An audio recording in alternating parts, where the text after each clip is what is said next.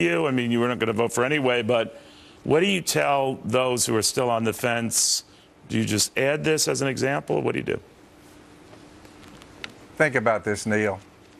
You have a human being, one Hillary Clinton, that's decided the other day that she would get into the redeeming business, stand flat-footed and tell half of America that they're irredeemable.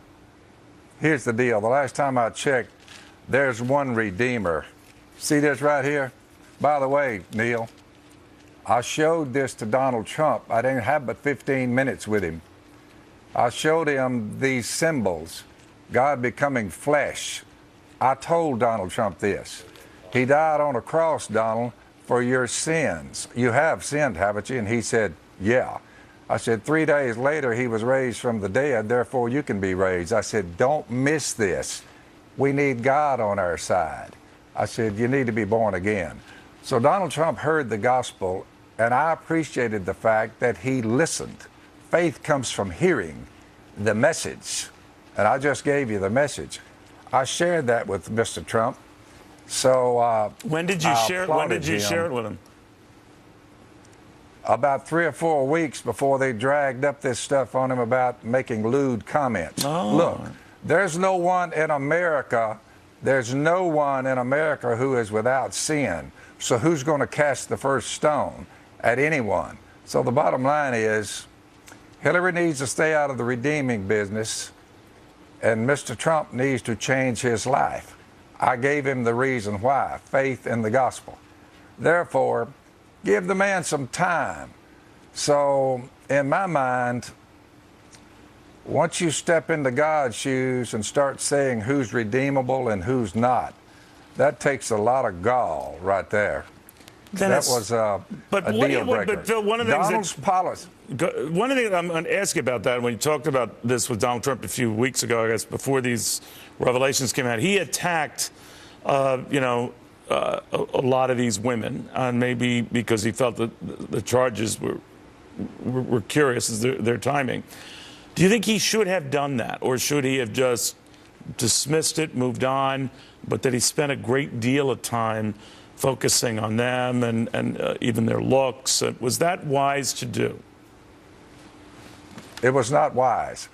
You have to remember, the guy's not a politician.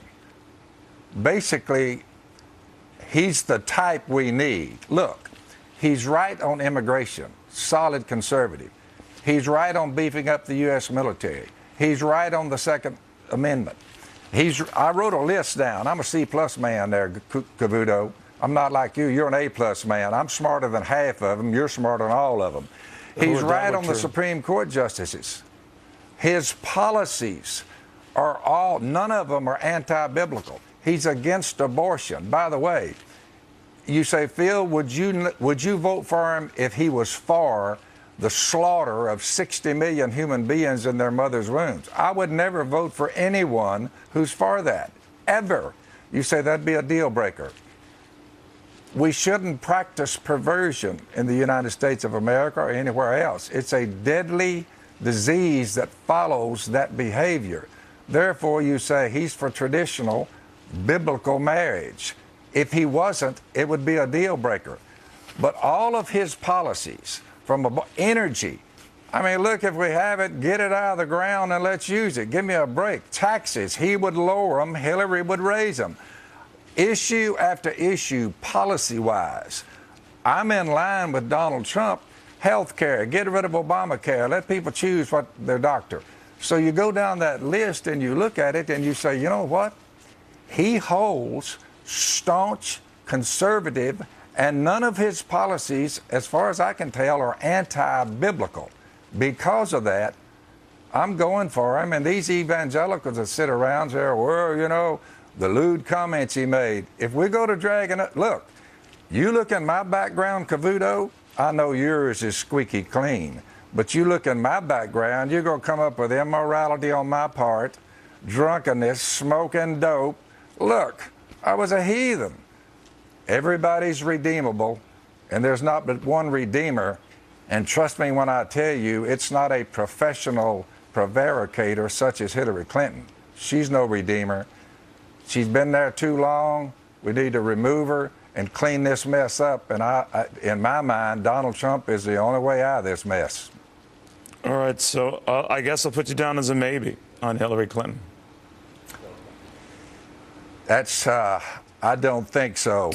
Her record, if you smell a skunk long enough, Cavuto, you keep smelling that skunk, you'll finally find the skunk, no matter how deep a hole they dig. So, no, she's out. Old and worn out, old stuff. Barack Obama all over again, and this whole thing's going to collapse around us unless America repents, turns to God. Give Trump time. The gospel has a way of eating at a man. There's power in it. Therefore, that's my story, dude, and I'm sticking to it, Mr. Italian Stallion. Yeah. Well, you're a different kind of guest, I will say that. Phil Robertson, as you're speaking, I'm getting flooded with emails. Very good having you on again. And I'll let the big head comment go. But I think the TV just makes it look bigger. People who bump into me say your head isn't that big. I guess you don't believe that.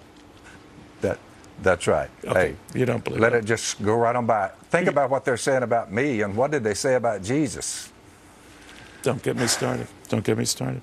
Phil Robertson, Duck Dynasty star, very frank purveyor of politics and stuff that's going on. Pretty interesting. A little more to this.